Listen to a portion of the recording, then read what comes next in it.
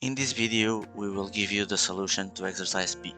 First, we need to go to the product model, and as we can see, the constructor has an error on the product name attribute, and we can see that is because we don't have any attribute named product name.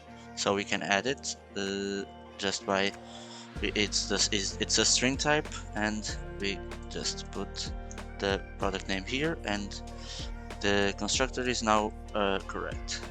Now we can come here down and we can see that there is no getter for product name, and we can just create it.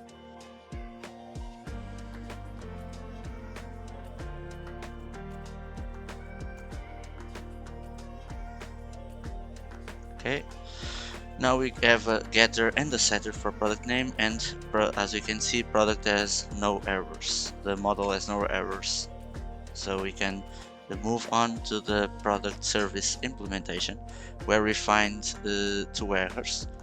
The first one is just the type of iterable. We can just move it to product instead of product DTO, and then the error is on find all, because in product edit mapper there is no find all.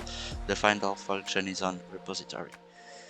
So now that we correct this function from the product service implementation, we can move on to the product controller, where we have two errors again on the get request. It's the exercise here.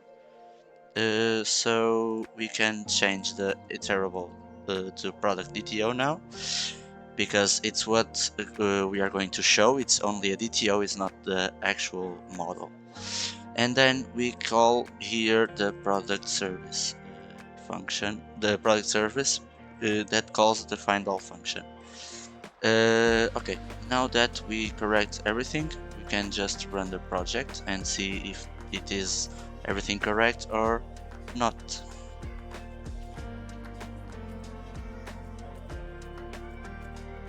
Okay, as you can see, the project runs perfectly with no errors.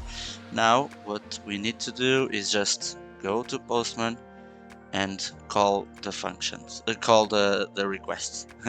So now if we call without anything created, the function is just going to present you an empty list. So I'm going just to create one here, and another one, and another one.